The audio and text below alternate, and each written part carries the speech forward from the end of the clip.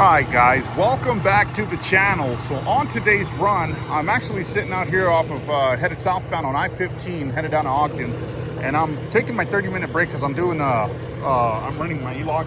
So anyways, today's topic, we're going to talk about how to stay in tune with your equipment. And what I mean by staying in tune is like kind of reading out your equipment, you know, kind of once you've run your equipment for so long, equipment being your truck and your trailer, once you kind of learn how your equipment, you know, operates and all that stuff, whether you're new to the channel or you're new to the hot shot stuff, or you know, just trying to watch something to entertain yourself with, or you're just, you know, a person that tows from time to time and not often, this is super important, guys. Staying in tune, what I refer to that is kind of, you know, feeling, hearing, seeing, smelling, anything that you feel is a little off when you pull off to the side of the road or first thing in the morning or done for the day. You just got to read out your equipment is what I'm trying to underline here. This is one of those things that helps you not necessarily avoiding a breakdown, so to speak, but you know, if something is coming your way and you can catch it on time, this is the way to do it, is what I'm trying to say. So this is my routine. I do this when I wake up and, you know, I'm getting ready to head out. I do this on my 30-minute break, obviously, and I also do it at the end of the day.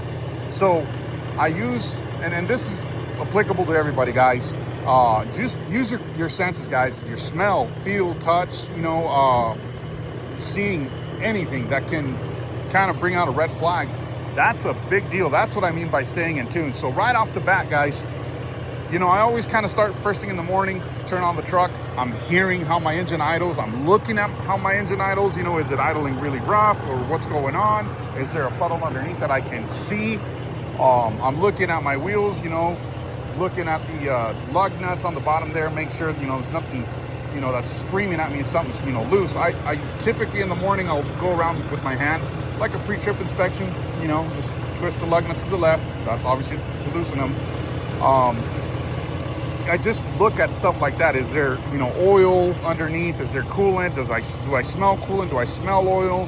You know, and as I make my way out towards like the back of the truck, I'm obviously looking at lights, looking at my tires. I'll kick my tires, you know, either with my hand or whatever. I'll just kind of, you know, give it a thump on the top, make sure it's not hollow.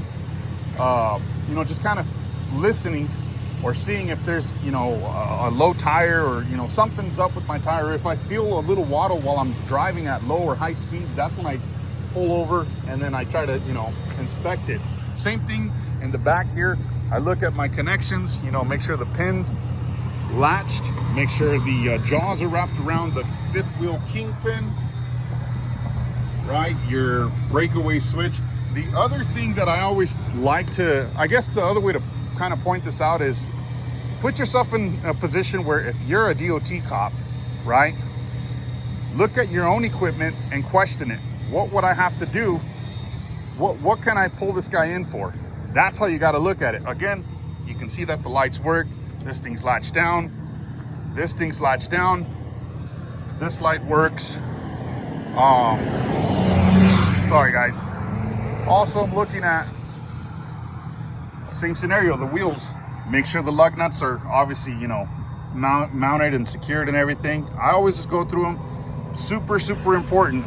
Again, feeling it. If it's to the point where, you know, you're touching your wheel hub and it's so hot that you can't even keep your hand on for like even 3 seconds to 5 seconds, something's wrong. Do not ignore that. Park it. Find out what's going on. Again, just put a feeler out there, guys. Use your visibility, as you know, or visibility. Use your eyes, guys, to visibly see what's going on. You know, is there oil leaking? Is there grease, you know, just blobbed all over? You know, you gotta use most of your senses here, guys. Your lights, once again, are they working? Your chain, all this stuff here, properly secured. I already did this, guys, but I'm just walking through it with you guys. This is one of those things that you should do, whether you have experience or if you're just, you know, a regular person that just tows from time to time. You know, if you start smelling gear oil, you start seeing smoke, something's up. Obviously, pull over first thing when it's safe to do so. You know, this kind of stuff is what keeps you from breaking down on the side of the road, because if you can control the breakdown, not that it's gonna I mean, if a breakdown's bound to happen, it's bound to happen, guys. But if you can control the breakdown, as in like, you know it's coming, let me, you know, if there's a town 30 miles down the road, you know, maybe I can take the wheel off, put a ratchet strap to keep the axle from dragging down so I can make it to the next town. Maybe they might have a Napa Auto Center, so I can at least order, you know, a hub, or maybe there's a Schwab or a Perfection tire, whatever the case may be. That's what I'm trying to underline. Again, just, you know, walk around, feel, hear, smell, you know, see, whatever screams at you. Again, just act like a DOT cop, man. What would you pull yourself over for? I mean, I'm looking at lug nuts, I'm looking at tires. You know, I'm hearing my engine, just everything that you can possibly, you know, nitpick at your truck as far as staying in tune with your equipment goes. Is there lights flickering? You know, do the cab lights work? Of course.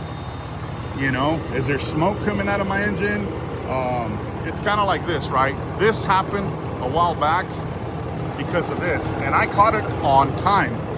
There was a previous, I think it was a couple videos back, where I started the intro with that issue, right? I had that little crack on the Y pipe hose, on the coolant hose, and I knew it was coming, right? I caught it on time, not a big deal.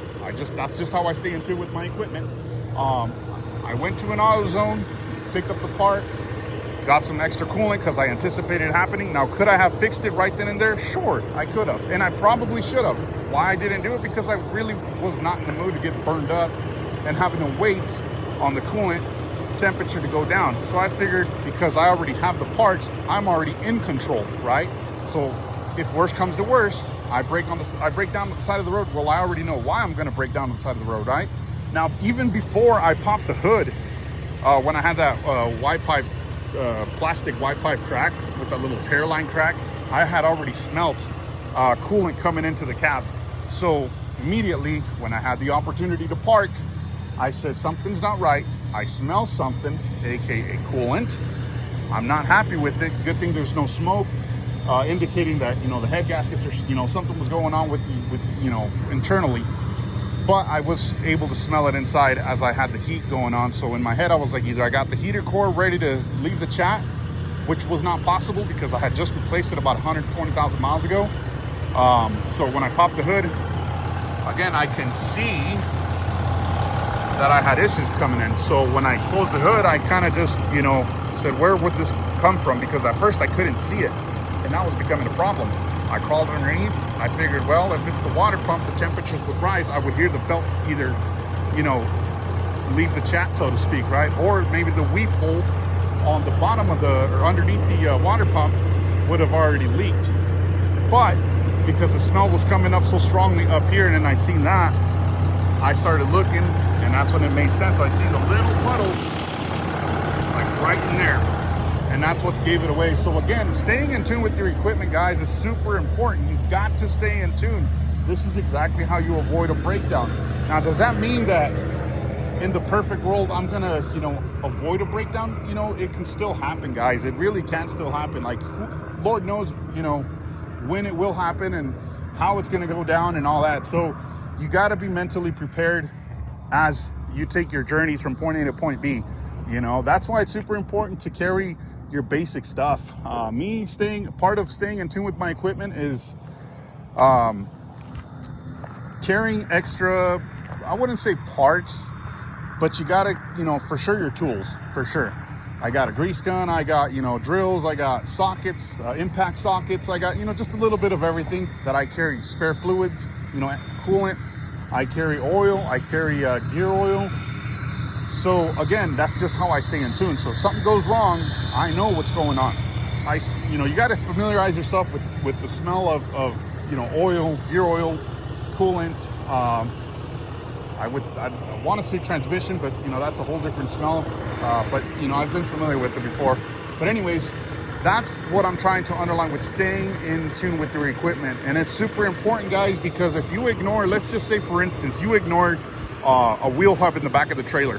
You touch it, or better yet, you just walk by and you feel that heat and you touch it. And it's super hot that you can't even keep your hand on for like 2 seconds. Guys, do not ignore that. Just pop the tire out, take the wheel hub, see what's going on. If you continue going down the road, you risk that entire wheel hub assembly alongside with your tire and the rim just rolling off and walking off on you at, you know, 40, 50, 60, 70 miles an hour. And guys, I can't say it on YouTube, but you know, something catastrophic can really happen, and it can really change not only another person's life, but also your life.